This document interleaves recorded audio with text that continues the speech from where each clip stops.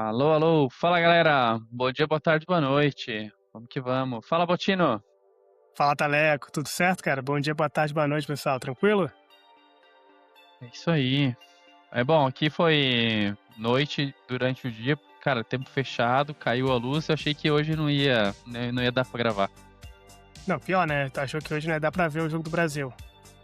Não, mas, cara, você acredita que tava em meia fase aqui em casa? Daqui que eu ia fazer? Eu ia pegar a antena. Eu tinha duas chances, duas possibilidades. Ah, Tava meia fase e uma TV tava ligando. Eu ia botar a antena, ia fazer como antigamente, plugar ali na antena. E a segunda possibilidade que eu tinha é pegar o notebook, rotear o celular, conectar e ver ali na tela do notebook. Então, duas possibilidades. Ou não rádio. precisou. A luz Não, voltou antes. voltou antes. Voltou. Boa. Uma hora voltou. 1 hora da tarde. O jogo foi às 3 aí, Às né? Não, 2. 2. Uma hora antes do jogo. É. O que importa é Bom, que o Brasil ganhou e o Paraguai também ganhou agora da Alemanha. o Paraguai ganhou da Alemanha? Mentira! Eu não Sim, vi. olha aí nas notícias, hein? Ganhou da Alemanha. Caraca! Acabou agora há pouco, né? Tava nos pênaltis, não tava? Foi agora. Quando eu olhei, Ah, tava sim, rolando os Paraguai, pênaltis então. ainda. Ou já começar Sim. os pênaltis, sei lá. Caramba, que Que Copa do isso! Mundo. E eu falando que a Alemanha ia ser campeã, né? Pelas minhas apostas, né? O que a gente Não vai. conversou. Rapaz! Agora é cavalo, Que Paraguai. irado! Bom, o Brasil tem chance. Agora sim. Ai, ai. Quem precisa eliminar a Argentina? Porque a Argentina vai pegar nenhum time grande também até, o final, até a semifinal, até a final, né? Nenhum time que já foi campeão. Acho que Não era não. isso? Pois é. É. Por quê? Bom, enquanto o Botino olha aí, o refresh das notícias futebolísticas aí, isso que é de paraquedas. Cara, você não tá num podcast de futebol. Você tá no A Culpa é de Sec. Bom, a gente é podcast de segurança de aplicação, nuvem A, qualquer coisa que segurança possa ser culpada. Então a ideia é a gente bater um papo, compartilhar aprendizado, falar abobrinha. Bom, e tudo que a gente fala aqui não representa o nosso empregador, nem a nossa opinião, e nem a nossa opinião do nosso convidado, né? Que você já ouviu a voz, a gente tem um convidado hoje e quem tá vendo já vê que tem, né? Já sabe quem é aí, mas quem tá ouvindo ainda não. Esse que é legal, né? Tu ter o áudio e vídeo, né? Porque quem vê no Spotify, quem vê no YouTube, quem escuta no Spotify, né? Então, deixa aí seu curtir, seu like, sua estrelinha aí, manda o link pro seu primo que quer entrar na área de TI, quer ficar rico. E é isso. Então, e aí, Botino, quanto é que ficou aí? Quem que a Alemanha vai pegar? Agora fiquei curioso. Não. Quem que a Argentina vai pegar? Pois é, a Argentina pega o Cabo Verde agora. Aí passando o Cabo Verde, pega ou a Austrália ou o Egito. Passando, pega ou Gana, ou Colômbia, ou Algéria, ou Suíça. Tá um caminho relativamente fácil pra eles, né? Não Vê que o como é que Paraguai vai não ser tenha a mostrado vozinha. que surpresas não são possíveis, mas estão num caminho mais fácil.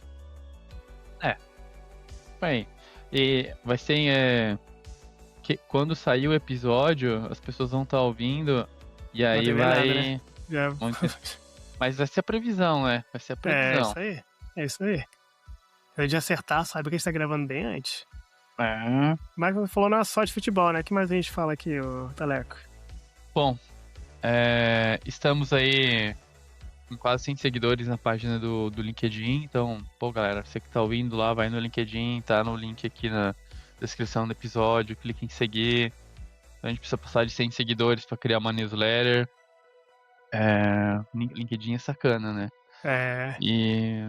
Mas tem uma coisa mais importante, a gente tá com um convidado. Danilo. Quem é o Danilo? Presente-se, Danilo Costa. Bom dia, boa tarde, boa noite, como vocês falaram aí, né? Já entrando no ritmo. Eu sou... hoje, né, tecnicamente atuo como Tech Lead na Conviso, né? Atuo em projetos de segurança de aplicações, de uma forma geral, desde governança até cenários de operação, enfim, né? Enfim, sou pai, tenho dois filhos, um filho e uma filha, eu acho que isso é importante, né? Me ajuda muito a ter as metas da vida, né? Com certeza. Com certeza. E é isso, basicamente. E aí também pesquiso CVEs em horas vagas. Acho o CVE por esporte, olha só. Exatamente. Outro nível, Bom. né, Taleco? Outro nível, né? Quem pode, nível. pode. Mas a gente vai, no final desse episódio, a gente vai saber como que a gente pode encontrar a CVE. E aí, quem sabe o próximo episódio aí não é a gente gravando de novo, falando como que a gente encontrou os nossos CVEs. Acho que é isso sim, Taleco. Eu estou empolgado. Essa vitória Fazer do nossa CVE Brasil... de casa. É isso. Mas teve 2 classificações no Brasil. Não só de Passou hoje. no Pelados e no Largados e Pelados também? Passou. Ah, moleque, aí sim. Aí sim. Não sei se você acompanha, Danilo, Largados e Pelados. Eu assisti faz tempo já, mas eu sei qual que é. Eu sou entusiasta. Mano, o Taleco é uma espécie rara. Perguntar qualquer coisa de Largados e Pelados, de alienígena, de novela, o cara sabe tudo, né? E consegue trabalhar e ser pai ao mesmo tempo. Consegue Não, pagar eu- as contas. Pois é. Isso que importa. Exatamente. Mas esse desafio aí, tinha pra passar, né, pra próxima fase, tinha que fazer um arco. Um arco... agora eu esqueci. Esse arco de como fazia antigamente aí. Tipo arco e flecha? Hã? Arco e flecha? Arco de arco e flecha? Arco de arco e flecha. Arco primitivo. Hum. E aí, o cara que fez foi o René. E aí tinha que fazer o arco, derrubar 3 alvos. E aí o próximo, a pessoa da equipe tinha que depenar uma galinha da Angola formado de um esquema antigo, de um esquema que se fazia antigamente. Pô, e aí o arco que o cara fez, daí todo mundo dá-lhe atirar a flecha, dá-lhe atirar a flecha. E tinha muito vento. E aí ele parava, quando o vento parava, dava uma parada e ele atirava. Cara, foi 3 tiros, derrubou os Acertou os 3. 3. Aham, Caraca. pra tu ver paciência, né, cara? E passou para a próxima fase. O México foi para repescagem, voltou, mandou Estados Unidos embora, um pedaço dos Estados Unidos, e agora segue, cara. Tá emocionante. Foi o paredão e voltou então, México. É isso. Mas, Ai, Taleco. Obrigado Pessoal pelo update do obrigado, Largados e pessoal tava Pelados, curioso, Copa do pessoal Mundo. tava curioso. Pô, o pessoal tá escutando isso aqui só por causa disso. Com certeza. Mas, Ai, meu Deus. agora a gente fala de coisa séria, vamos falar de tecnologia, vamos aí pro nosso giro do mercado, a vinhetinha. Acho muito legal fazer isso. DJ Taleco. O que teve de notícia essa semana aí, Taleco? Cara, hoje temos um oferecimento, hoje temos um patrocinador. Como assim? Aham. Temos a farinha de trigo Pentest, testada antes de chegar na sua mesa. Esse é o nosso patrocinador de hoje. Cada episódio vamos ter um patrocinador Ai, novo. meu Deus. Bom, né? Quanto é que a farinha Pentest pagou pra gente, cara, pra tá aí? Cara, muito dinheiro. Ai. Não embolsa tudo não, cara. Divide comigo, hein? Não, vou dividir, claro. Beleza, obrigado. Ai, Bom, ai. Saiu... Cara, quando eu li isso aí a primeira vez, eu fiquei rindo por muito tempo. Bom, saiu... a gente tá numa pegada de quadrantes do Gartner e relatórios aí de mercado. Saiu o quadrante mágico do Gartner de NDR, que é Network Detection Response. Antigamente se falava BDS, com Breach Detection System. Gartner deu uma remodelada. Uma maquiada. Mudou, né? Acho que os vendors não estavam vendendo. Não. Vamos matar isso, vamos fazer uma coisa nova. E aí o Gartner define NDR, né, como uma plataforma que utiliza análise comportamental e inteligência artificial para monitorar o tráfego de rede, pacotes e metadados. Então, integra ali coloca na rede, faz um port mirror para um appliance. Esse appliance analisa as ameaças e aí dá uma visão de movimentação lateral, detecção de ransomware, atividade suspeita, comunicação com URL maliciosa. Então isso ajuda aí na visibilidade da rede, né? Que a rede tradicional ali, um perímetro ali, muitas vezes não consegue ver. Bom, e aí tem alguns players, o link vai estar na descrição, então se quiser dar uma olhadinha, vai estar lá. E é isso.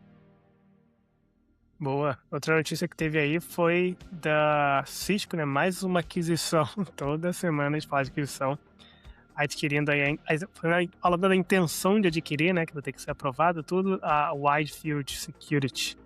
Mais uma startup aí justamente na área de identidade e de correlacionar identidade agêntica com identidade humana, né? Que a ideia deles é transformar sinais de atividades isolados em evidências verificadas no nível da sessão. Uma promessa aí bem interessante, né? Eu nunca usei, não sei o quão capaz eles eram, mas a ideia é que torna a estratégia de AI da Cisco de segurança de IA um pouco mais abrangente, né? E vamos ver no que vai dar essa implementação aí, né? Quando se for aprovada, essa expansão de oferta de segurança da Cisco. E eles já tinham adquirido há pouco tempo também a Asterix Security, né? Chegou a comentar dessa aquisição também.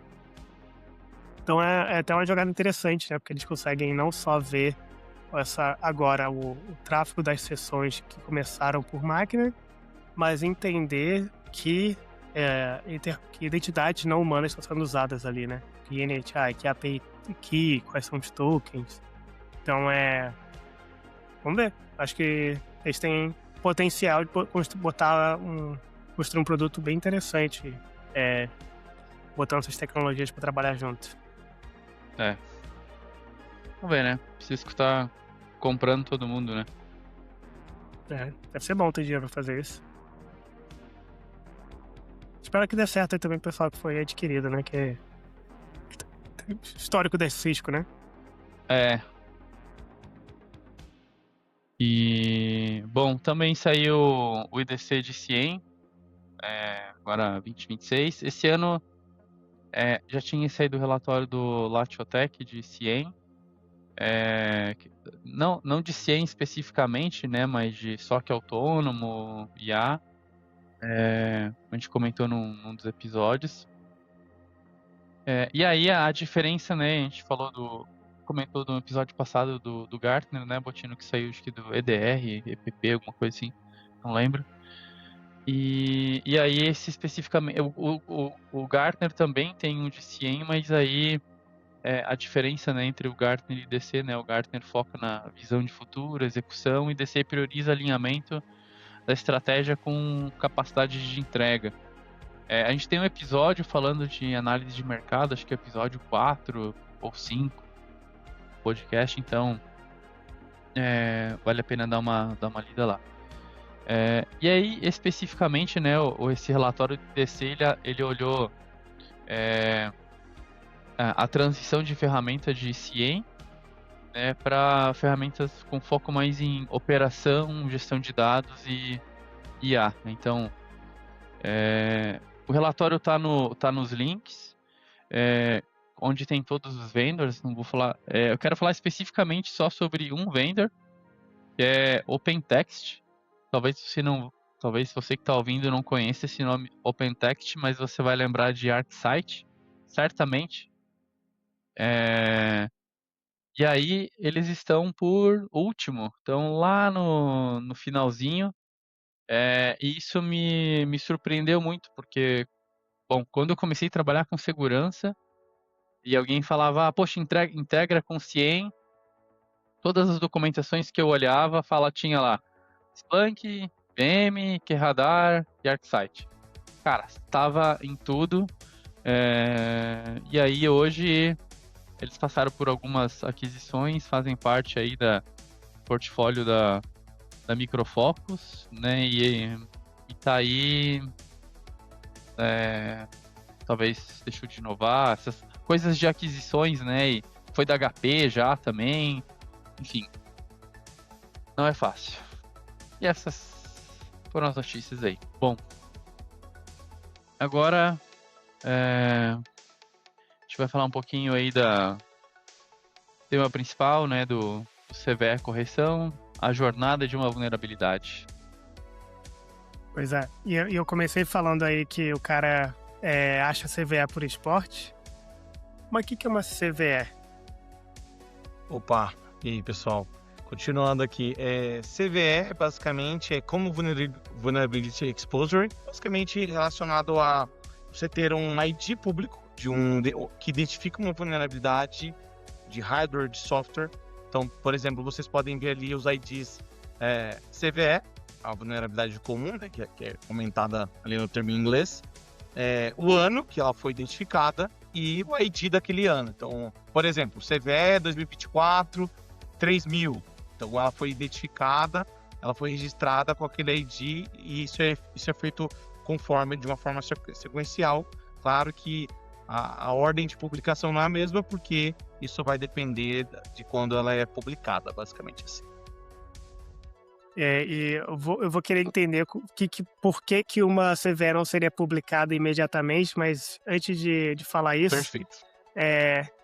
O que é uma vulnerabilidade, né? Porque tem muita gente que está ouvindo aqui que tenho certeza que já ouviu o termo vulnerabilidade, mas não necessariamente é fácil para todo mundo entender o que é uma vulnerabilidade no software. A gente sabe o que é um bug, né? É um problema no software, mas o que é uma vulnerabilidade? Uma vulnerabilidade necessariamente é um bug, pode ser uma configuração mal feita, pode ser um código mal escrito. E eu imagino que deve ter várias formas, né, de se chegar a uma vulnerabilidade, mas de forma mais crua, o que é uma vulnerabilidade no software? Por que isso é importante, tanto de se entender o que é, de que existem vulnerabilidades lá, mas porque é importante que haja a publicação dessas vulnerabilidades também para o público? Perfeito. Durante a construção do software, né, muitas empresas não se preocupam com a própria construção em si para fazer a sua entrega do software. Então, assim, em alguns momentos você vai ter ali a possibilidade de ter um ponto fraco, porque não foi feito, não tivemos uma preocupação durante a construção de um software, né?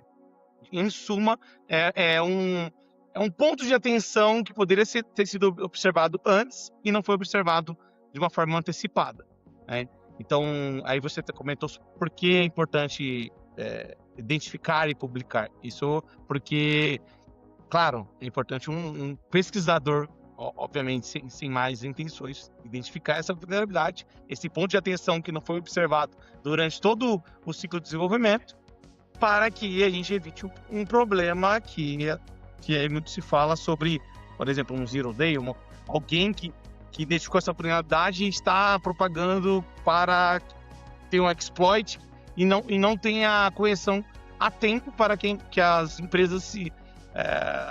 empresas apliquem a correção em tempo hábil. Então, eu entendo que é importante, né? Então, existem programas de bug bounty, existem pesquisadores que, como eu já fiz aqui, por exemplo, com o cenário da Fortinet, avisei com antecedência, tem um ponto de atenção desse problema com essas características, que é importante nós termos essa proteção em tempo hábil para que um atacante não identifique isso e atacante malicioso, uma pessoa tenha más intenções, não identifique também e faça um ataque antes que a correção seja disponibilizada.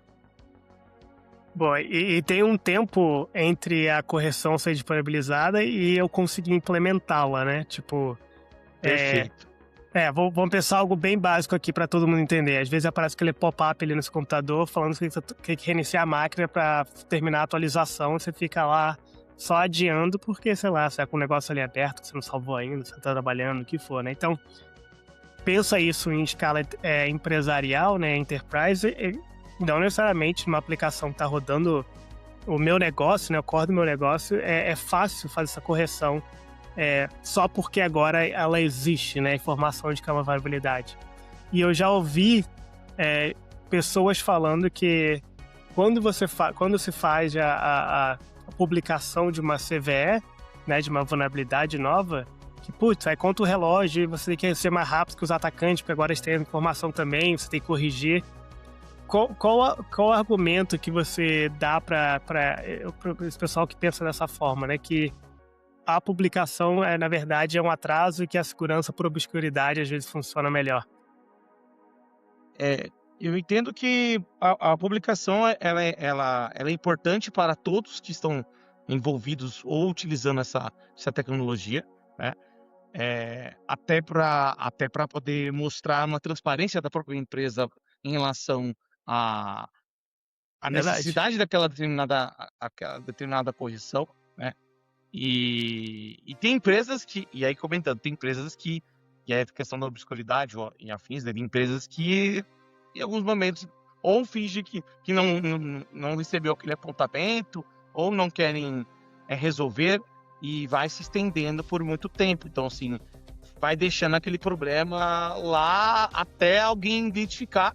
E às vezes o pesquisador levantou a mão com antecedência e ignoraram ele. Então, assim, há casos que tem empresas que entendem que é melhor deixar quieto, mas aí tem um lado ruim da história, né? Mas muitas das empresas, elas reconhecem e vão atrás. Algumas demoram mais para corrigir ou trazer a correção, outras têm uma preocupação maior ou processos mais maduros para poder responder prontamente. Sim, Deixa eu boa. responder sua pergunta aí. Não, sim, com certeza. Você até comentou antes, não agora, mas comentou antes do Bug Bounty, né? Que é justamente as empresas que oferecem dinheiro para quem achar vulnerabilidade na aplicação delas, né? Que parece uma coisa meio contraintuitiva, se você pensa pela primeira vez sobre isso, poxa, vou pagar alguém para achar problema, para ficar poking, né? Ficar tentando achar buraco aqui no meu queijo. Na verdade, é justamente o que você acabou de falar, né? Demonstra a maturidade, o interesse de não só achar os problemas para corrigi-los, mas é claro que muito provavelmente o custo financeiro de pagar alguém por achar a vulnerabilidade é menor do que se alguém descobrir e não contar nada e explorar essa vulnerabilidade para poder tirar fins com fins lucrativos, né? De roubar dados vender, né? e por aí vai. Pois é.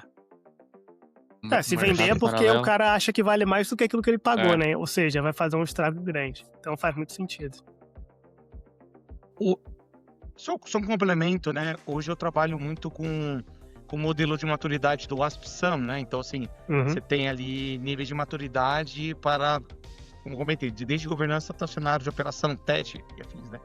E aí, quando você fala dessa questão da remediação e processos maduros, né, de algumas empresas já esperam que vai aparecer alguma vulnerabilidade nova, já estão preparadas. Mas isso aí, né, obviamente, a maioria das empresas que pensam dessa forma. Então, eu entendo muito que as empresas, elas precisam, né, olhar para a questão de processos mesmo, né? Então, para responder uma vulnerabilidade que possa aparecer, para um cenário de uma vulnerabilidade que pode ser que ninguém reportou e às vezes aparece um problema claro, assim, que vai ter que ter uma resposta de incidentes, né? Só complementando aqui, eu lembro de um cenário que estava um projeto, isso já faz anos, né? E eu percebi na ferramenta que eu trabalhava, que era um file lá, tinha alguém acessando de fora, de uma certa forma, que assim, cara, na configuração não é possível que alguém, esse nome de usuário, Unicode, enfim, como estava lá, acessando o file, né? Então, e aí eu falei assim, o cara conseguiu explorar uma vulnerabilidade que não tem nada publicado. E eu achei aquilo ali para mim, assim, explodiu as ideias, né? Então é só complementando esse ponto, né? Tem cenários que vai ter vulnerabilidade, cenário vai ter CVS preparados, cenários que talvez as pessoas podem ficar meio, não é possível isso, é possível ter vulnerabilidades que não foram identificadas ainda, que alguém já está explorando. Com certeza. Tu comentou do Firewall, né? Tipo, cara, imagina alguém acessando o teu Firewall, que não, uma ferramenta que é para proteger, tá acessando. Imagina o susto que tu tomou, fico pensando. Exatamente. Isso me lembrou também que quando eu entrei na área de computação, nunca foi minha vontade, nunca tinha pensado, melhor dizendo, em trabalhar com segurança. Minha vontade, meu desejo era, na verdade, como você pode ver aqui no background para quem tá assistindo no YouTube, era trabalhar com games, né? Desenvolver jogos. E eu lembro que quando eu estava na faculdade, rolou a história do Stuxnet. Aí só um resumo bem resumido para quem não sabe o que é, não lembro se eu já comentei sobre isso aqui, mas foi primeiro caso documentado de que estados, né, estados como um E maiúsculo, estavam explorando vulnerabilidades num ambiente que era de usinas nucleares, né, softwares rodando em usinas nucleares no Irã, para poder atrapalhar o programa de enriquecimento de urânio do Irã, né, sem precisar atacar uma bomba. Então foi a primeira arma, entre aspas, feita em código. E quando eu vi essa história, eu falei, o que eu vou fazer desenvolvendo o jogo, mano? Que mundo louco é esse de cibersegurança? Eu preciso ser parte disso. Então, você me lembrou disso agora muito bem, né? Falando justamente de vulnerabilidades sendo exploradas que o pessoal não tem nem ideia que existe, porque não tem uma CVE publicada. Excelente ponto. Excelente ponto. Uma coisa que... Isso até faz um link em relação à pesquisa de vulnerabilidades, a gente fala muito de vulnerabilidades, é o pensar fora da caixa, né? Então, a gente fala muito de IA, eu acho que é muito importante tudo que está vindo, assim, mas eu acho que o profissional ele tem que pensar de uma forma holística, né? Então, assim, se eu estou trabalhando ali um SOC, né? Acompanhando algo ali, tem que ter esse pensamento, não by the book, né? Cara, uma coisa, pode ser que algum alerta ali pode ser algo maior do que você está imaginando, né? Começar a correlacionar as informações. Então, é isso, só. Um pensamento holístico não é só a pesquisa da vulnerabilidade, mas é um pensar fora da caixa de uma forma geral mesmo, de segurança, né? Hoje eu vi no jornal, hoje de manhã, uma cidade aqui no Paraná está implementando um novo aplicativo de trânsito. E aí eles estão migrando o sistema de antigo para o novo. E aí eles estão, nas placas, eles estão colocando um QR Code para as pessoas escanearem. Aí você pode, né, pensar uma situação maliciosa, mudar o QR Code ali para um aplicativo diferente, fazer um pagamento para baixar. E a confirmação, as pessoas estavam reclamando que o e-mail estava indo para o spam desse aplicativo. Cara, imagina o ataque de engenharia social que você pode fazer se passando... A hora que começou a dar notícia, eu comecei a pensar, né? Tipo, você falou, fora da caixa, né? Cara, o que um atacante poderia fazer, né? Sim. Então, doideira isso. E agora eu acho que vale a pena então te perguntar, Danilo, como é que descobre a vulnerabilidade? Qual skill, qual mindset, como que você sai ter aqui um serviço, uma aplicação para descobrir uma vulnerabilidade nela? Um tempo atrás ali, já faz muito tempo, eu acho que é bom citar as pessoas que incentivam, né? Que é Claro. o Thales deve lembrar, o Jonathan, ele achou umas vulnerabilidades lá e eu achei legal. Eu falei, tanto cara, né? E o John, um baita profissional até hoje, assim, o Jonathan Camargo, né? Aí ele me explicou algumas coisas sobre vulnerabilidades, ele trouxe algumas percepções, e aí eu, obviamente, ele tem um pensamento sobre a pesquisa de vulnerabilidade, e aí eu comecei a pensar, como que eu pesquisaria a vulnerabilidade, né? Que cada um tem uma forma de pensar, uma característica, né? E aí eu comecei a pensar em pesquisa de vulnerabilidade, muito do que eu fazia no dia a dia, né? Que era o How It Works. Como isso funciona? Como isso funciona e como isso aqui não poderia como isso não deve funcionar. E eu acho que isso aí foi uma premissa que comecei a colocar no meu dia a dia. Então, assim, eu estava trabalhando muito com implementação de projetos e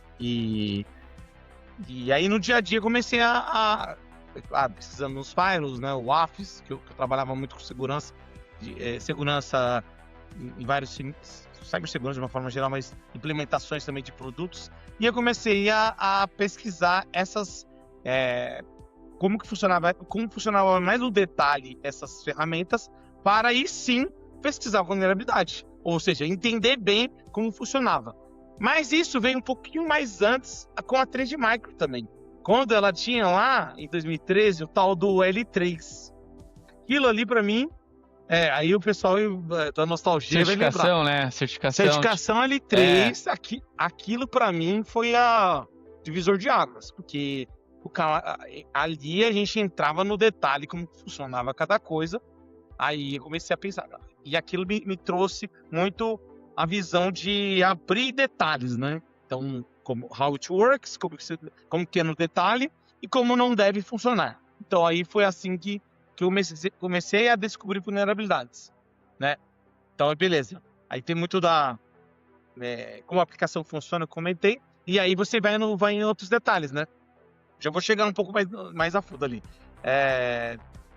Se eu não me engano, tem um livro que é o Hacking... Nossa, agora eu esqueci o nome. Hackers Web... Não, deixa eu pegar aqui. Hacker... Web Hacking... E já passa o link aqui pra gente, que a gente vai botar aqui nas referências, pessoal. Deixa eu ver aqui. Tem um livro de... Tudo que a gente tá falando Bom, o LinkedIn do Danilo, outras coisas de comunidade que a gente vai comentar também, vai estar tudo na descrição aqui. As notícias. Isso. Perfeito. E aí como só dando continuidade aí, esse livro aqui, o Web Applications Hackers Handbook, ele é bem antigo, mas ele entra no detalhe de como cada coisa funcionava, né? Então, Legal. Quando eu trabalhei, aí eu estou trazendo todo esse histórico porque a descoberta da vulnerabilidade está no nosso dia a dia, ela está ali. A vulnerabilidade, ou você vai passar direto, mas ela está ali, no dia a dia, né? Às vezes a gente quer pesquisar uma coisa fora do horário e tal, mas está mais próximo da nossa realidade do dia a dia. Então, assim, eu comecei a entender ali muito sobre o protocolo, HTTP, HTTPS, e aí entrar mais no detalhe como as requisições funcionavam ou não, aí GET, tal. Comecei a entrar mais no detalhe, comecei a pegar algumas linguagens, tá? E aí começou a ficar mais fácil para eu entender como que identificaria a vulnerabilidade.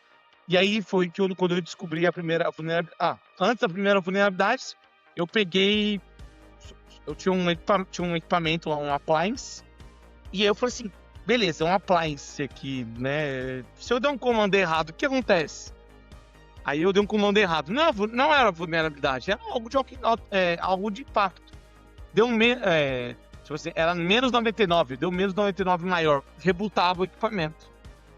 Aí aquilo me chamou atenção, aí não era vulnerabilidade ainda. Aí eu comecei a pesquisar do primeiro equipamento. Era um equipamento de gateway de segurança de e-mail, né? Um security gateway, né? E aí eu comecei a testar algumas coisas de quebra de controle de acesso, sabe? Será que eu consigo acessar console, a web console, CLI, sem uma autenticação? Começava a fazer esses seraços, porque eu sabia como funcionava a ferramenta.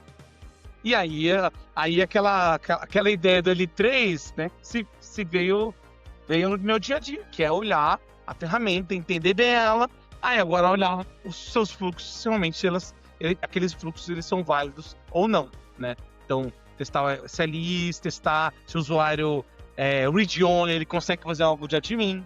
Aí depois veio o burp, contextualizado, né? Porque não... Que é um burp. Não para quem faz crossfit, né, gente? Deixar claro aqui. Beleza. Ótimo. Muito... Ótimo. Ah, Taleco.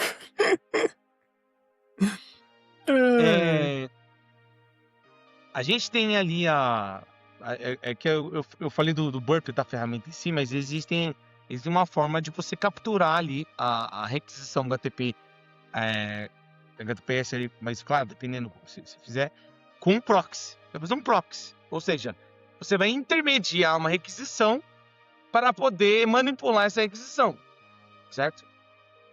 E aí existe uma ferramenta chamada Burp Suite, né, que muitas pessoas que trabalham em segurança ofensiva, elas usam no dia a dia, né? Mas aí, como eu falei, né, o Burp, essa ferramenta de proxy, foi um pouquinho mais lá na frente. Porque às vezes as pessoas querem pegar a ferramenta primeiro, mas você viu todos os pontos que eu comentei? Tem pontos que eu talvez nem comentei aqui ainda, mas eu falei de uma forma resumida, né? Que a gente fala de APIs, endpoints, de outras coisas, mas basicamente ali o Burp eu consigo fazer essa intermediação. Então aí eu comecei a usar o Burp num contexto que eu já sabia o que queria fazer, né? Usando ali, intermediando, alterando os tokens, tal. E aí foi aparecendo essas vulnerabilidades, né?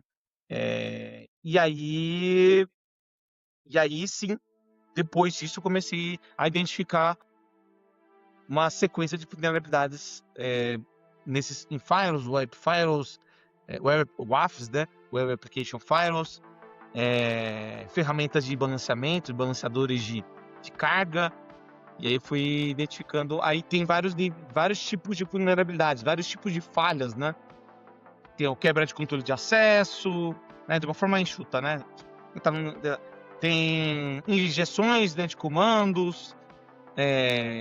Tem umas que claramente ali na sua própria fraqueza é quando a aplicação já foi mal desenhada, né?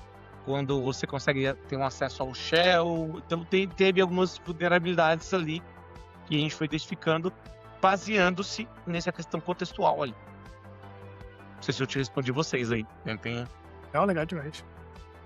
E, por exemplo, nesses testes que você fez, você sempre teve acesso a um appliance para testar? Ou, tipo, SaaS também?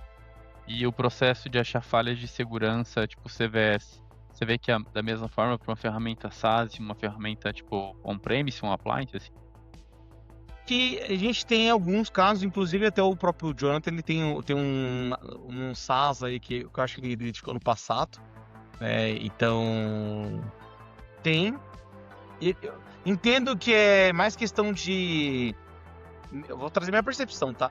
O problema é que você faz um SaaS, o cara já percebeu, ela já corrige lá. Ela não é igual um OVA que você vai conseguir materializar. É percepção, tá? Você tem um OVA, um appliance. Você vai baixar um appliance, né? Como que você vai ver numa aplicação web se eles realmente atualizaram lá? Acho que o OVA você tem um material que realmente é uma versão tal específica em web para você comprovar que o cara sabia que eu mandei um e-mail para ele lá, ele já corrigiu. Então assim, aí você vai ter que ter um trabalho maior para poder convencer que teve aquele determinado problema. Mas, claro, tem empresas que são mais transparentes, como a gente falou, que elas vão falar, realmente, eu tive uma vulnerabilidade no meu contexto web aqui no meu SaaS. Entendi. Então, quando é no appliance, que é um que você está ali na sua mão, né? Você consegue primeiro focar mais em descobrir e depois você pode documentar. Enquanto são um SaaS, vai ter que ir documentando enquanto está fazendo, porque pode ser que no meio do processo ali alguém atualizou a aplicação e você perdeu a prova, digamos assim. Assim, é difícil falar que é um fato, mas assim... Sim, a possibilidade. A gente tem perfeito. E aí, manda um e-mail para um... Eu tenho um e-mail que eu mandei para uma empresa. Legal, tá, obrigado. Tá. Nunca mais me respondeu.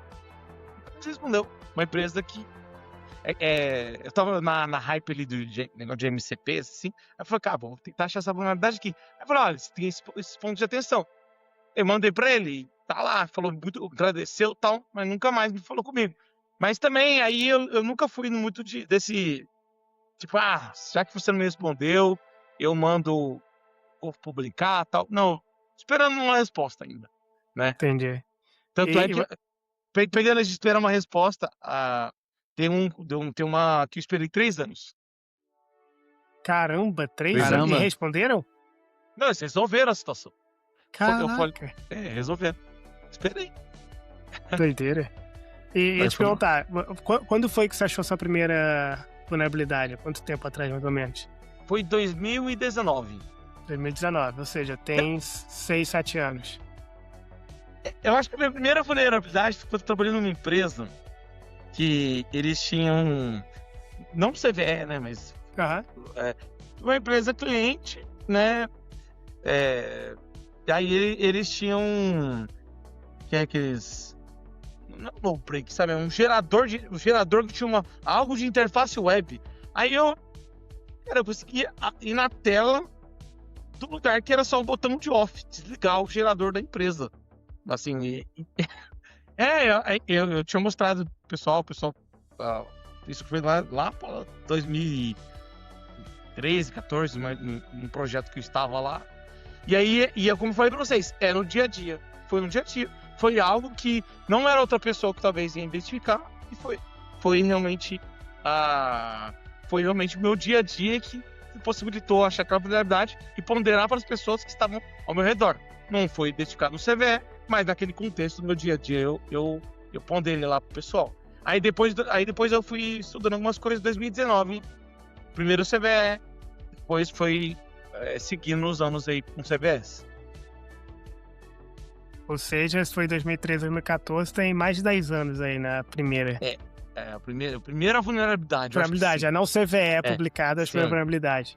Então, a pergunta que eu tenho é, de lá para cá, você sente que... Eu tenho certeza que o seu repertório para poder descobrir uma vulnerabilidade melhorou bastante ao longo de 10 anos.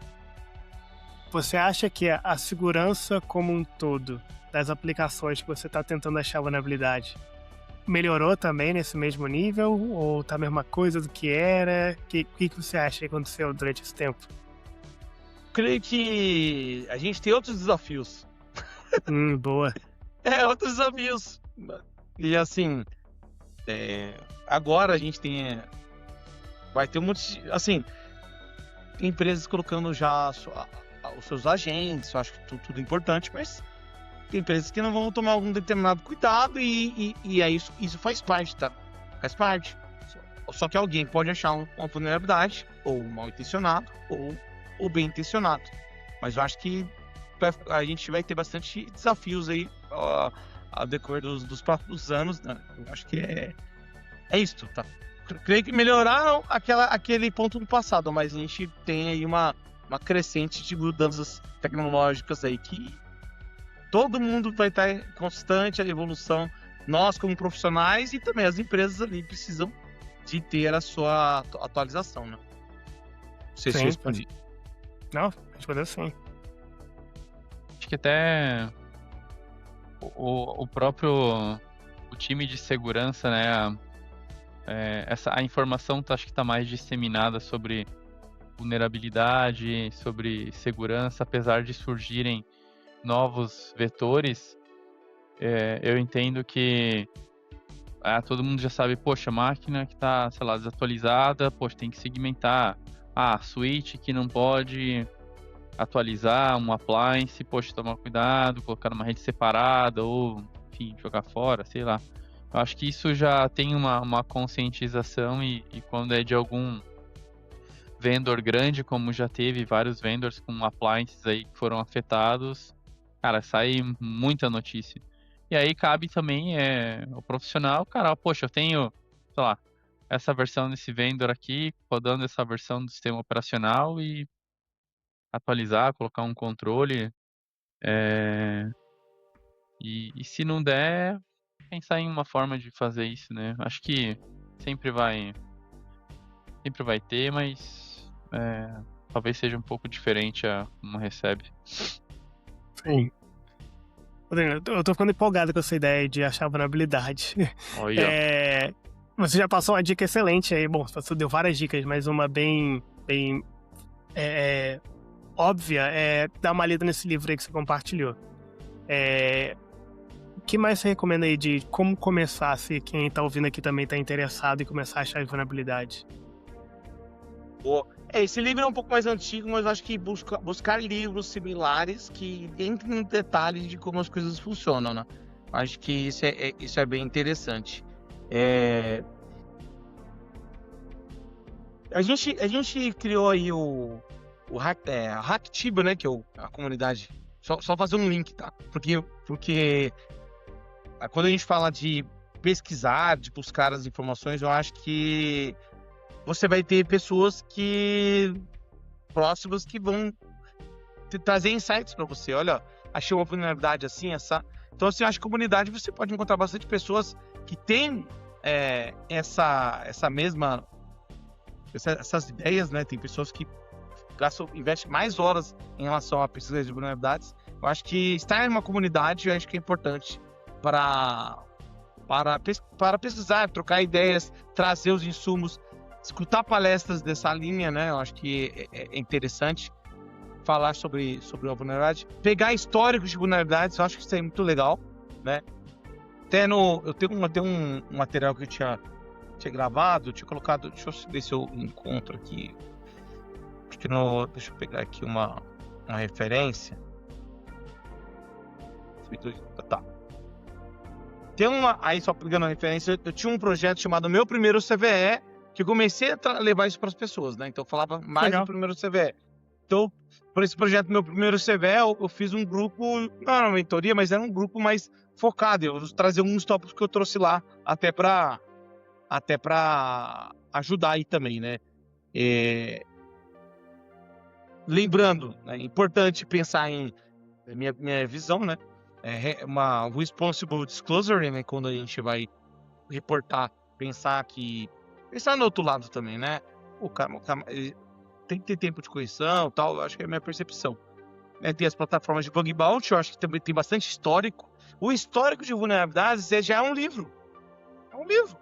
Se você olhar como que o cara identificou aquela determinada vulnerabilidade, aí você fala assim, será que isso aqui se encaixa nesse texto? É uma boa forma de estudo, né? Verdade. Deixa eu ver outros pontos aqui, né? O GitHub em si, você tem bastante CVEs, assim, na prática, né? Se você olhar o código de uma certa forma, ali tem bastante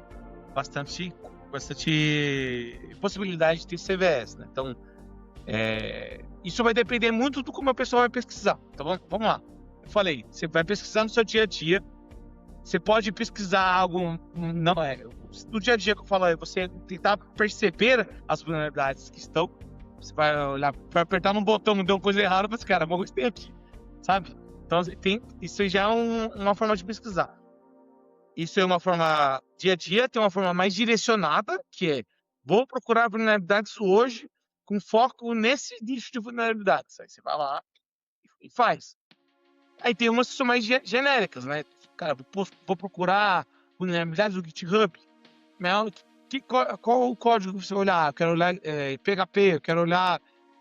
Beleza, faz um dork aí, faz um action, e você vai vendo.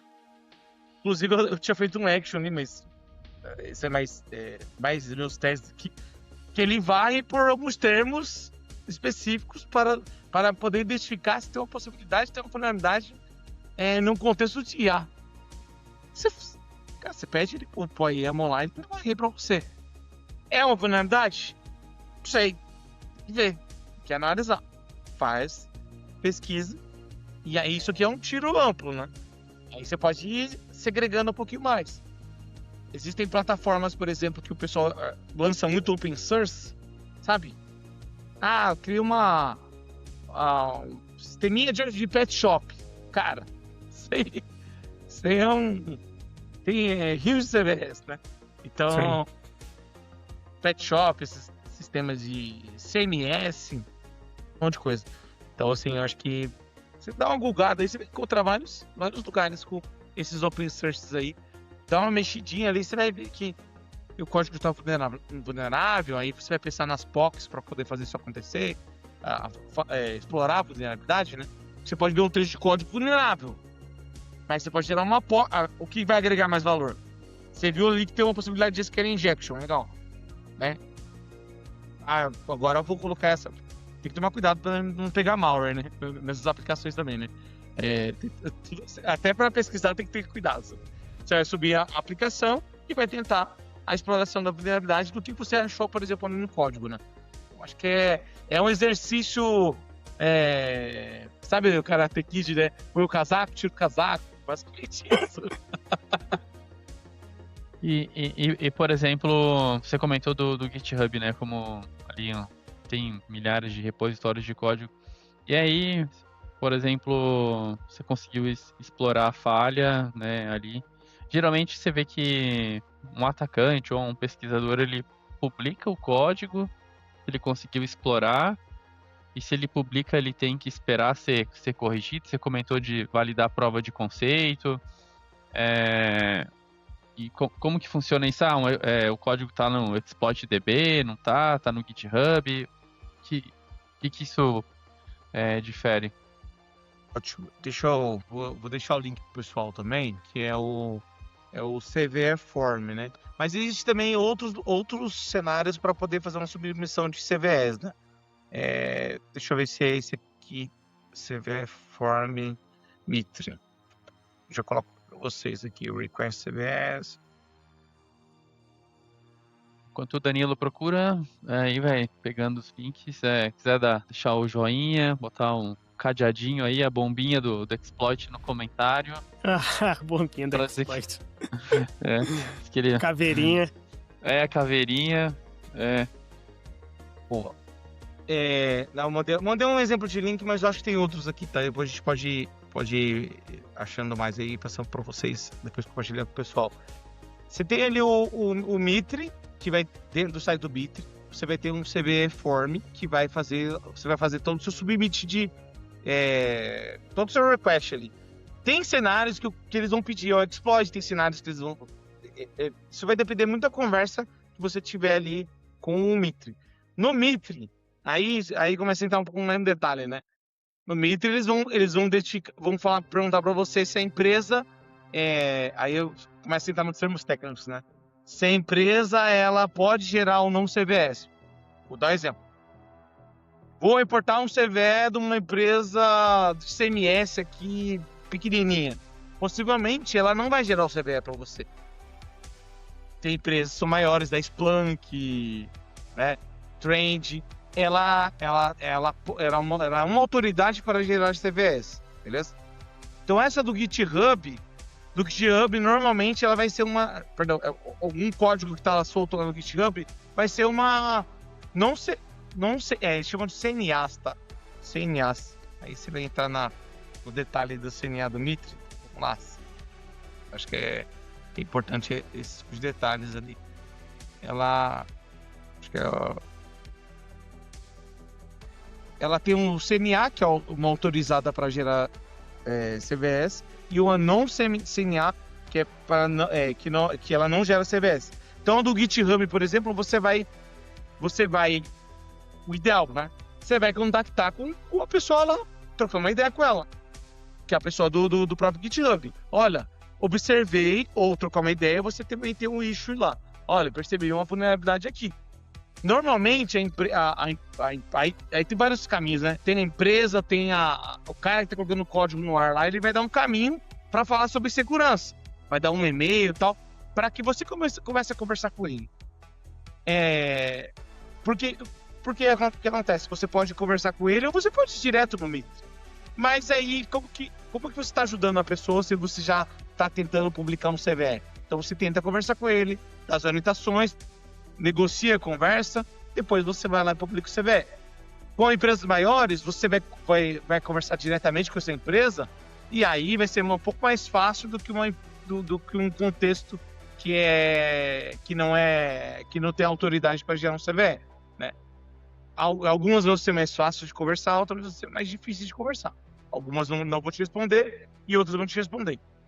Quando você fala em negocia, tipo assim, possibilidade de alguém, tipo, pagar, tipo, você eu achou acho que o negociar seria mais assim, olha, eu achei uma vulnerabilidade, você entendeu o problema, entendi e tal. Cara, você só não publica ainda não, uma conversa normal, tá? Não publica ainda não, porque tem essa situação aqui. Não, beleza, tal. É uma troca, né? Porque o cara... Vamos lá, o Potino subiu um código lá, uma aplicação dele. Cara, às vezes ele tá é só uma POC e tal. Cara, vai... Igual tem gente que tenta subir CVEs de DVWA. Cara, ela tá vulnerável, mas ele não vai valer de nada, tipo assim. Então, assim, é interessante entender o que você vai submeter para CVE e negociar com o cara, trocar uma ideia com quem está lá do outro lado, né?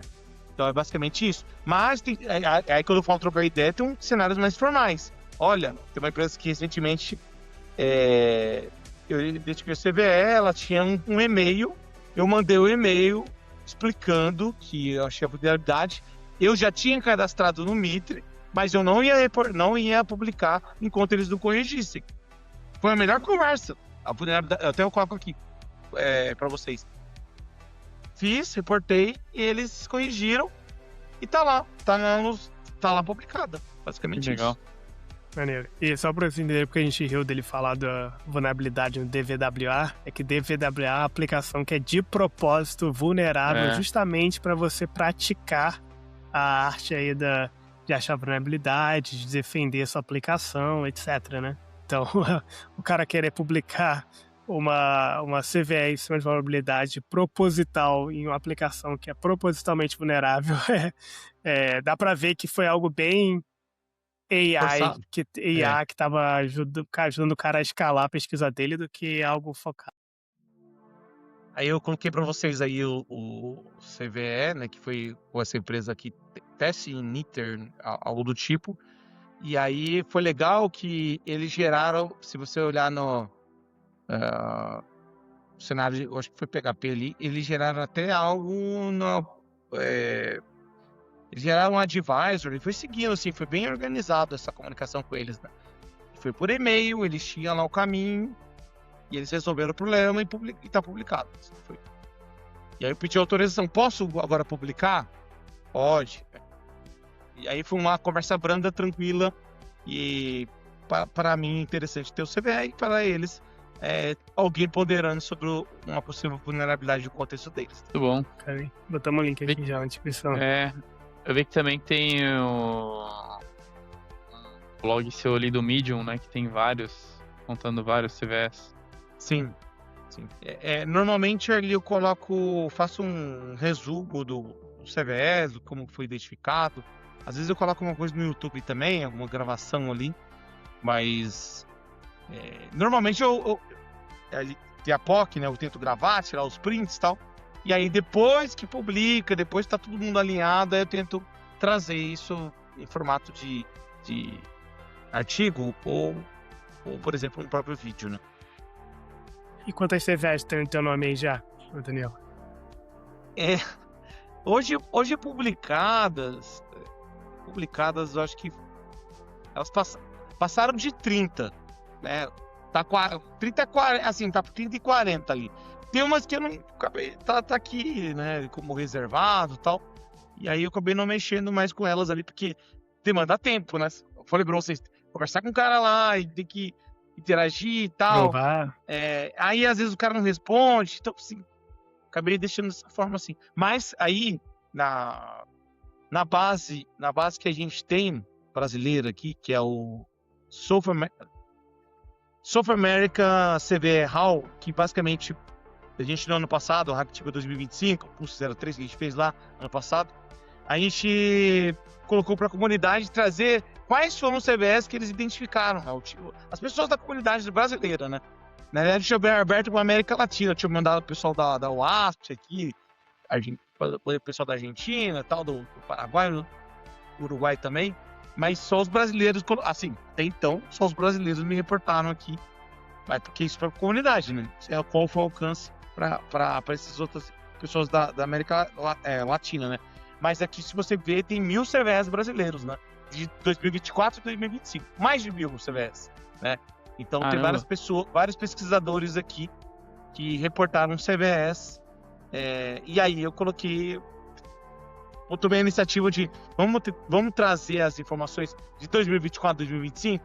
Vamos. Aí o Mengali, o pessoal do CVE Hunters começaram a apoiar para que isso ganhasse força, de buscar, e isso tem muita gente que já sabe que isso aqui existe, né?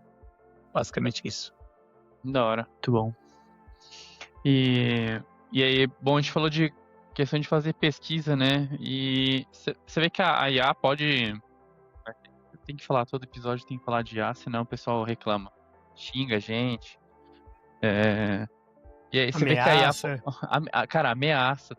Danilo, acontece cada coisa aqui, cara. Se não falar de ET, IA tem ameaça. Mas você acha que, por exemplo, agora... Essas várias ferramentas, né? Sei lá, ChatGPT, Claude, DeepSeek, não sei o que. Você acha que isso pode ajudar o pesquisador a achar falha de segurança? Tu acha que vai se encontrar mais vulnerabilidades? O pesquisador vai conseguir ter ferramentas e possibilidades que ele não tinha antes? Sim, tem. Eu acho que é interessante também para todo mundo saber ali. Quando a gente fala de pesquisa de vulnerabilidades, tem pessoas que vão pesquisar um cenário web, tem pessoas que vão escovar mais o bit, né? Vai no detalhe ali, né? De vários contextos, né? Tem pessoas que fazem cenário de criptografia e outros contextos. E para tudo isso, qualquer tipo de pesquisa de vulnerabilidade que possa existir, eu entendo que basicamente vai potencializar o que a pessoa está procurando, né? É basicamente isso que eu entendo. A IA vai potencializar se a pessoa já tem essa visão de pesquisa, do estudo, de como funciona, porque até para ela fazer os prompts mais adequados, ela criar as ferramentas delas, ferramentas que vão potencializar. Acho que é basicamente isso, tá? Isso vai depender muito da pessoa que está procurando a vulnerabilidade. Eu acho que a IA vai ter muita coisa pronta, só que, novamente, vai ter muita coisa pronta, mas também vai ter muito problema. Então, se não é... Vamos dar um exemplo que o Botiro criou uma ferramenta o achador de CVS. Tá, beleza. Aí tem lá algo embutido, né? Algo malicioso. Beleza. Toma cuidado também com o que está sendo utilizado e como está sendo criado. Vou dar um exemplo também. Cara, eu vou dedicar algo muito bom de pesquisa de vulnerabilidades, vou apontar para uma empresa lá. Ou isso aí é irresponsável, né? Porque você pode parar uma empresa porque você fez cara, criou sem querer, se for por falta de conhecimento, algo para dar DOS no alvo. Faça algo para pesquisar vulnerabilidade. Você cria uma máquina mortal para dar uma negação de serviço. Então, assim, cara, tem que ter cuidado, tem que saber o que está fazendo. E saber o que está estruturando. Acho que é isso. A IA. Acho que ela vai ajudar muito. E você acha que... é difícil falar de vulnerabilidade, falar de AI e não pensar no Mythos, né? Que é o poderoso modelo aí que foi banido até poderem resolver aí quem é americano e pode acessar, né? O modelo lá do cloud. Como você acha que um modelo como o Mythos ou o Mythos 2.0, 3.0, como vir no futuro, como que isso vai impactar o mundo das CVEs? Eu acho que pode explodir o número de, assim, muitas CVEs, né? Eu mostrei para vocês ali 2024, 2025 do Brasil aqui, né? Acho que vai aumentar bastante. Vai aumentar. Acho que vai ter vulnerabilidades novas. Você imagina alguma coisa diferente ali que a gente vai observar. Legal, vai dedicar muitas vulnerabilidades mais comuns, mas eu entendo que vai aparecer algo diferente. Não sei o que é. Vai aparecer alguma vulnerabilidade por a gente estar indo por esse caminho. Não sei, tá? Acho que vai. Se a gente até no Hacktipo do ano passado, o Thales estava lá. A gente falou sobre vulnerabilidades em contexto de IA. A arquitetura de IA tem bastante coisa ali que pode acontecer nos MCPs existentes, né? Tem bastante coisa que pode acontecer. Então isso vai depender, mas eu acho que vai aumentar sim o número de CVEs. Você comentou do Mitre um pouco antes, né? Algumas vezes, inclusive. Acho que a gente não chegou a explicar o que é o Mitre. Explicou? Acho que não. Tu se importa, Danilo, de explicar o que é o Mitre pro pessoal? Você vai entender muito melhor do que eu, o Taleco? Beleza. Basicamente é um órgão ali, entendo que americano, né? Você vai ter um órgão que ele tem muitos intuitos relacionados à segurança, e uma delas é o projeto de CVE, que não é só o Mitre que tem agora, se vocês podem verificar ali, tem até a gente tem conhecimento do CVE, mas na Europa eles já criaram a sua base de catálogo de vulnerabilidades. Então existem vários projetos do Mitre, e um desses é um projeto ali projeto conhecido Você vê, então tem o Mitre Atlas, Mitre Ataque, Mitre... whatever, tem vários projetos interessantíssimos relacionados ao Mitre, né? Então, é isto, o Mitre. E falando sobre reporte de vulnerabilidade, não é só o Mitre, você tem o VUMDB, tem outros cenários que fazem essa ponte aí para o próprio Mitre em si, né?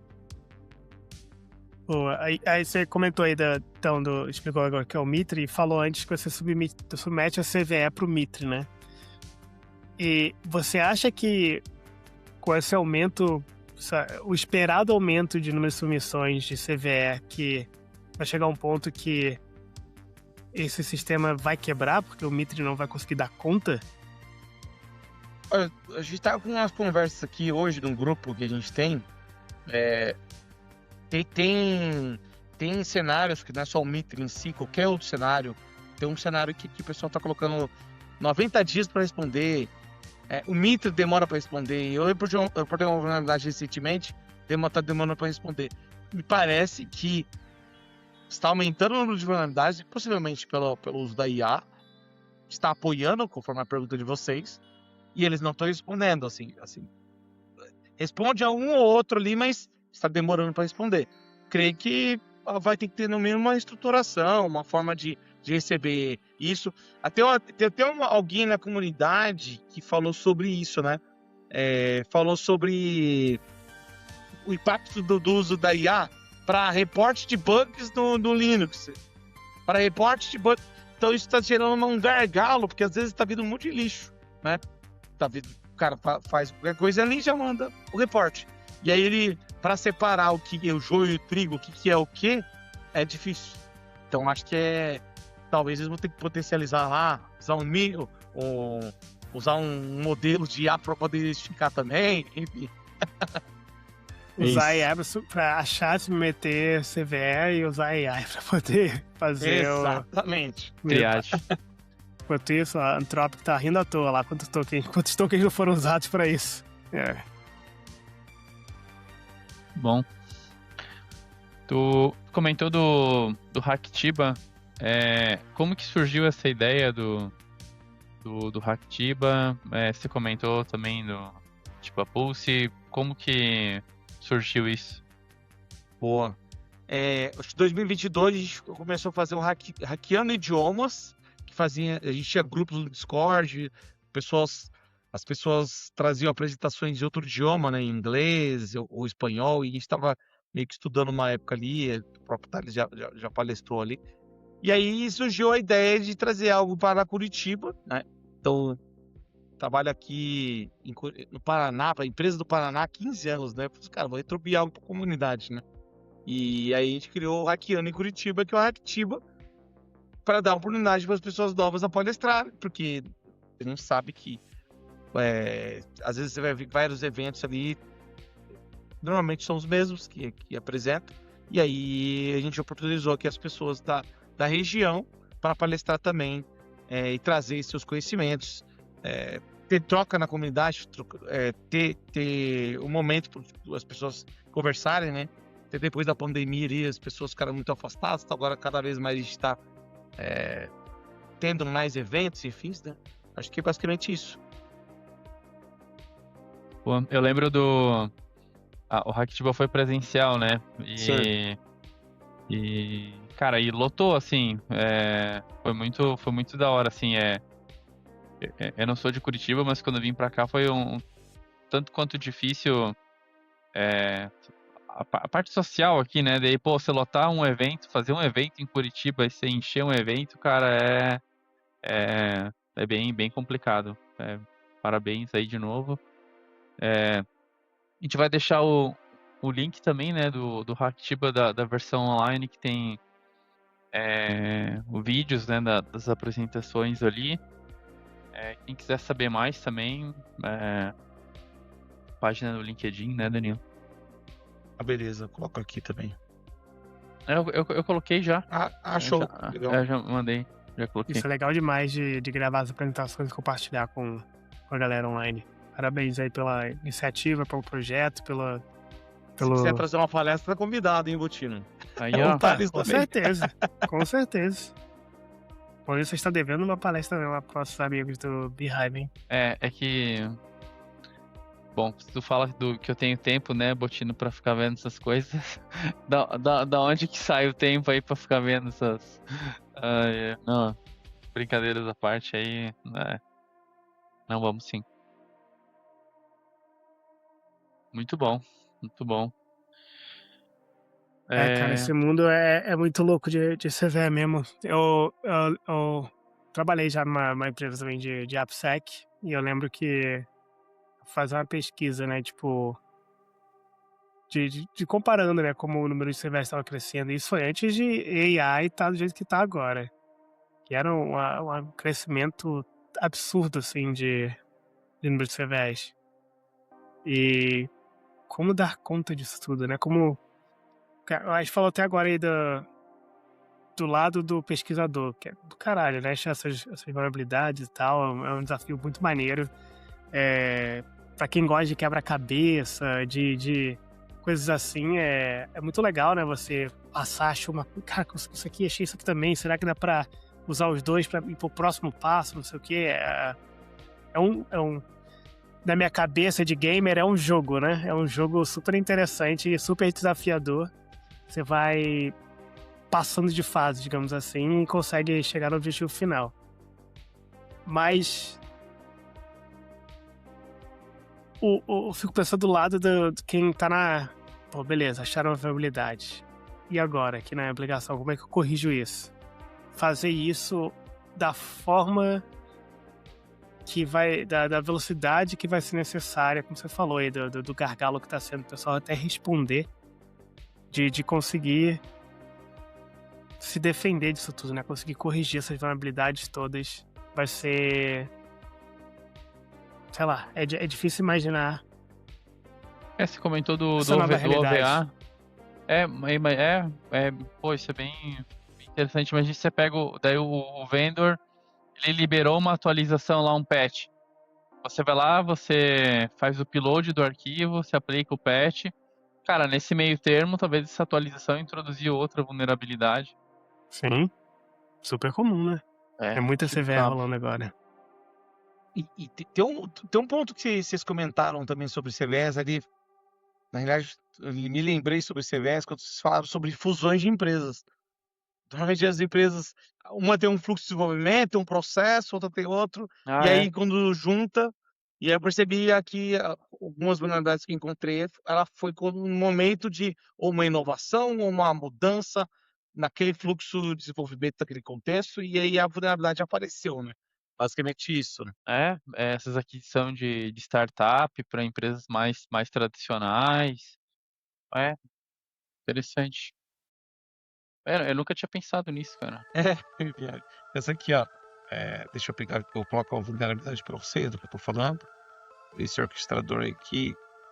Deixa eu ver se vou conseguir encontrar a vulnerabilidade. Mas basicamente é que da Fortinet, esse caso aqui. Mais uma da Fortinet? Mais uma da Fortinet. Essa aqui, ó. Acho que agora foi essa aqui. Era um orquestrador. Isso aqui é legal, ó. Porque eu acho que traz bastante contexto da pesquisa em si. Esse caso aqui foi que existia uma appliance de manager. Gerenciador, manager. Aí tinha, do nada, colocaram um plugin lá que era eu fui perceber que era um Docker que subia. Só que esse Docker que subia, ele subia uma outra tela um outro painel, era um painel de administração. E aí eu verifiquei que eu conseguia acessar esse painel sem autenticação. Porque era uma inovação naquele cenário desses containers. Era da época que o Docker estava ganhando mais força. Então, assim, ajustei as questões e aí achou vulnerabilidade. Então, só trazendo aí um pouco de contexto. Maneiro. Eu vi aqui na URL do FortiGuard Labs. Você acha que empresas que têm um time de pesquisa, elas deveriam ou deveriam focar mais em encontrar vulnerabilidades dos seus próprios produtos, que esperar que a comunidade reporte? Que a Fortinet nesses últimos tempos, aí você falaram sobre melhorias, agora lembrei que o time deles de research ali tem os caras que acham muita vulnerabilidade deles mesmos. Vocês podem ver vários reportes deles mesmos e eles publicam externamente. Eu achei interessante isso aí. Legal. O pesquisador trabalha na empresa, ele publica o CVE e todo mundo fica sabendo. Só que aí ele mostra que, ó, eu identifiquei primeiro que é a comunidade. Legal. É legal essa É bem legal, essa bem legal mesmo, que mostra o compromisso com a segurança, né? compromisso, sim. Legal. Desculpa, eu vou voltar aqui a um tema que eu tava falando, que era dos números, acho só para contextualizar um pouquinho do que eu tava falando aqui, foi meio jogado. Eu abri aqui a página do NIST com as estatísticas de números de vulnerabilidades reportadas ao longo dos anos. Aí, só para ter uma ideia, de 2016 saímos de 6.515 vulnerabilidades para 2017, 18.114. Quase que triplicou de um ano para o outro. Aí pega esses 18 mil, fica na cabeça aí, 18 mil mais ou menos. 2020, a gente já estava em quase 20 mil. Chegou 2023, já 30 mil. Olha que doideira. 2024, quase 41 mil. Ou seja, dobrou ali de 2020 para 2024 as vulnerabilidades novas reportadas por ano. 2024 a 2025 saímos de 40 mil para 50 mil. Como se estivesse adicionando aí quase que 2016 aí junto. E já estamos, esse ano, em 36.500 vulnerabilidades. Ou seja, Nossa, muito provavelmente vai passar em muito, né? Que a gente tá aí na metade do ano mais ou menos, vai chegar aí nos 60 e poucos mil. Isso, vulnerabilidades reportadas, que foram aceitas, publicadas, blá, blá, blá, blá, né? Não tô falando de números de vulnerabilidades que existem. Tô falando de números de vulnerabilidades que a gente sabe que foi publicada ali pelo processo do NIST, MITRE, etc. Como não dobrou o número de desenvolvedores de um ano para o outro? Como é que os devs dão conta disso aí? Não dá, né? Aí. Quem se alegra com isso, Botino? Vendor. Com Gartner. certeza. Acrônimos, novas ferramentas. Pois é. Aí tu vai criar a tua e ganhar um dinheiro, é isso, Teleco? Vai bicodando, né? Vou colocar aqui o link dessa tabela aí pra todo mundo ver aí depois. Eu acho que essa reflexão é importante, né? Mas tem um ponto que a gente conversa muito aqui no dia a dia, que você tem a vulnerabilidade, que eu acho que é bom ter essa questão contextual, né? Você vai ter uma vulnerabilidade, vamos dar um exemplo, tá? Tem uma vulnerabilidade numa aplicação que ela não tem dados sensíveis, e a vulnerabilidade é SQL injection, alto, tal, crítica. Mas naquele contexto, é melhor olhar para aquela que está média, que ela pode ter um determinado impacto, e a vulnerabilidade, o ativo, ela tem lá, o repositório, ela tem informações sensíveis, todas as informações está exposta para a internet, então tem toda essa questão contextual até para tomada de decisão, né? Até que eu comento aqui sobre o reporte, a correção você vai destinar, você vai mitigar, destinando que você vai aceitar o risco, então você vai aceitar o aceite de risco dependendo de como que vai estar o contexto da aplicação, até você realmente corrigir, né? Então, e aí tem um ponto também que é interessante, que aí, acho que o Botino falou que trabalhou com a PSEC também, tem isso. E aí é um cenário que vai se expandindo, que pode ser expandido. Tem empresas que adotam, não adotam, mas a modelagem de ameaças, tudo que eu falei aqui, queira ou não queira, que são as hipóteses, é uma modelagem de ameaças, né? Só que você faz uma modelagem de ameaças como atacante. Então, acho que pensar antes do desenvolvimento pode parecer que vai demandar mais tempo, e agora a gente tem IA para nos ajudar também, né? Para pensar em contextos. Isso seria uma das medidas para evitar, pelo menos, naquele determinado contexto que a empresa está. A empresa não vai conseguir resolver o resto, né? Desses 30 mil ali. Pelo menos no contexto dela, ela está mais preocupada ali em canalizar os esforços. Acho que é isso. Não, é verdade demais, né? Quando eu trabalhava aí nessa empresa, né? Era isso que eu falava bastante ali pros desenvolvedores. É raro ter uma empresa. Bom, deixa eu falar isso de outra forma. Não é toda empresa que tem um time dedicado de AppSec. Então, muitas vezes você está falando ali com um cara de segurança, que tem um interesse em segurança, mas não entende necessariamente ali o contexto de segurança de aplicação tão forte, né? Ou você está conversando com o desenvolvedor que entende muito bem a aplicação, mas às vezes não por mais que se importe com a segurança da sua aplicação, não necessariamente é seu foco. E não entende necessariamente muito bem tudo que implica ali na segurança da aplicação que ele está escrevendo, né? Então era uma conversa comum que eu tinha, não é porque tem um scanner bateu crítico aqui ou alta numa CVE, que essa CVE é mais importante do que essa aqui que está dizendo média. Exatamente, era minha conversa quase que diária, era justamente isso que acabou de falar, cara. Vamos entender o contexto, né?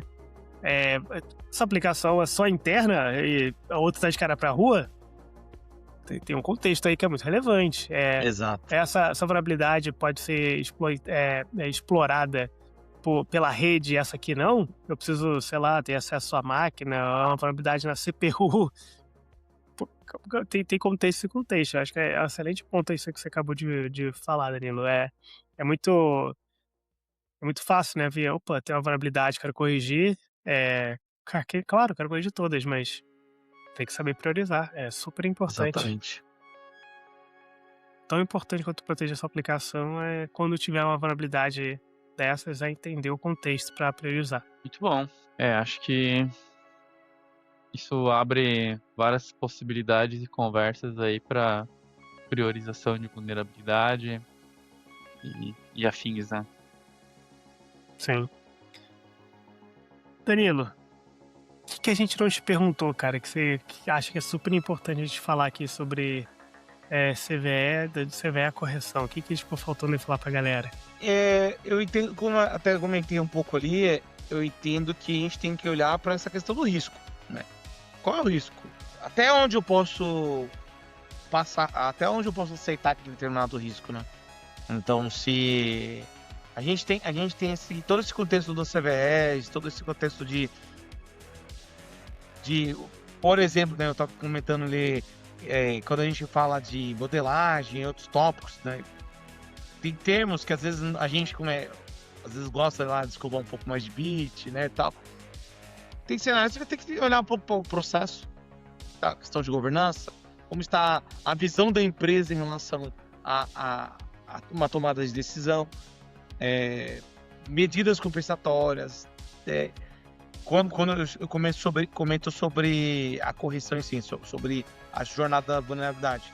Então acho que é importante pensar, né, obviamente, evitar que exista ela.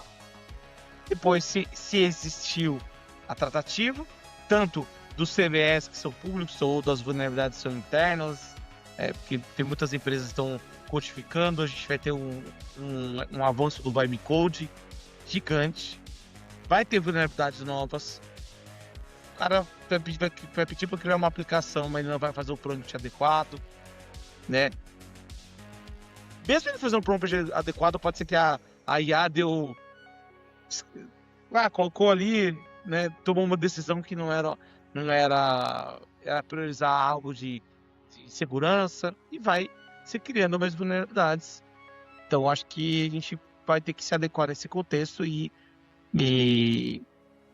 pensar que segurança é esse todo, e esse todo também englobando essas questões novas que a IA que está completamente agora em muitos dos novos fluxos de desenvolvimento, né? Inclusive tem a Shadows AIs, tem alguém codificando algo que às vezes a empresa nem sabe que o cara está codificando dentro da empresa lá, tá criando um tool, o cara lá do RH tá criando um tool, o cara do... Então assim, todo mundo sabia disso? Tá alinhado? Apareceu um backdoor aqui, o cara subiu uma porta aqui, enfim, tudo é possível. Acho que é basicamente isso. É fácil esquecer que a IA não é determinística, né? Então, por mais que eu fale ter o prompt correto 100 vezes, talvez uma das 99 vai acertar e uma vai fazer uma cagada. E aí tem que estar preparado. E isso que você falou de Shadow AI é verdade. Eu tava conversando com um cliente esses dias, tipo, não, a gente deve ter uns 20 agentes, mais ou menos, e tal, aqui. Isso num sistema autorizado, né, que era o Copilot. Aí já, vamos integrar isso aqui e tal, ganhar visibilidade. Tinha mais de 100. Caramba. E era isso que você falou, o pessoal de RH, o pessoal de não sei o quê, o pessoal que não é de tecnologia necessariamente, adotando a IA para poder estudar os fluxos dele, o que for, né? E isso abre portas aí, né? Como você acabou de falar. Até a empresa, algumas, né, incentivam a utilização de IA. Sim. E aí, pô, o cara, nossa, posso usar IA à vontade aqui. E aí, não passa pelo time de SEC, não. Enfim. Muito bom. Porque senão não vai ter IA e a culpa não ser de SEC, né, Tati? Exato. A culpa não pode ser de SEC. Pô, Danilo, valeu demais, cara. Aprendi muito, muito. Mas antes da gente se despedir, sempre dá oportunidade aí pro nosso entrevistado falar onde que a gente pode te encontrar, que se você vai apresentar alguma palestra aí daqui a pouco, se tem um canal no YouTube que possa seguir. É hora do seu jabá aí. Nossa. Olha, eu tô até com a blusa aqui do Hacktiba, né? A capivara hacker, né? Legal demais. Ela tem ali até as bandeirinhas dos países ali. Basicamente, eu entendo que tem o Hacktiba, tem ali. Eu tenho vocês podem procurar pro Danilo Costa ali no LinkedIn também. Fica à vontade. Eu sempre tô fazendo algum post ali também. Tem o Hacktiba, tem a ideia do Hacktiba Latam, e aí é para pessoas que querem. Em algum momento a gente faz ali para o cara fazer uma palestra em espanhol, em inglês, pra gente alcançar outros lugares, né? Então eu tenho essa ideia, né? E aí esse ano, né, eu até penso em fazer, mas assim, o Hacktiba de cada ano vai dependendo de como que é a viabilidade, né? Mas eu gostaria muito de começar a fazer algo que eu até coloquei sobre o Hacktiba Autonomous, né? Que era bring your ideas. Tipo, cara, fala um pouquinho do que você está fazendo em relação a IA. Acho que a gente pode pensar algo de uma forma mais sumarizada e cada um trazendo as suas ideias. Cara, eu criei uma tool assim, eu estou usando dessa forma, cara, para segurança você tem esse ponto de atenção. Então a ideia é fazer algo nessa linha, mas eu vou fazer alguma coisa mais reduzida esse ano 2026. Então. Bacana. Torcendo aqui pra dar tudo certo. E se for algo que seja online, passa aí pra gente que a gente com certeza participa. Vamos aguardar o tempo. Uma hora apareça a oportunidade. Sei bem como é que é. Bom, mas pra ficar sabendo, seguir a página do Hacktiba, seguir. Show de bola. Pô, obrigado demais aí por ter aceitado o nosso convite para participar aqui do A Culpa de SEC. Foi um prazer do caramba ter você aqui, aprendi demais. Valeu pelas dicas, pelos materiais, por tudo. Foi um papo super legal, Danilo. Obrigadão mesmo. Muito bom. Parabéns, obrigado, Danilo. Seu tempo aí, parabéns, tarde, verdade. Aí. Isso tudo aí de CVE no teu nome não é porque eu quero, não. Parabéns mesmo.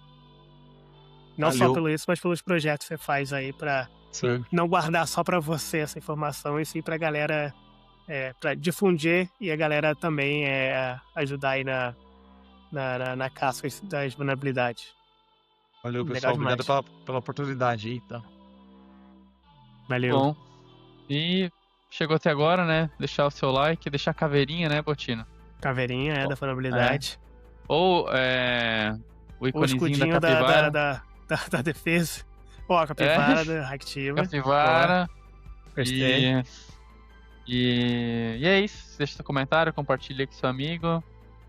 E em breve tem mais Culpa de SEC. E é isso, né, Botino? Culpa de SEC, responsabilidade de todos. É isso aí, Taleco. Valeu, pessoal. Falou, abraço. Tchau, tchau. Valeu, pessoal. Abraço. Valeu.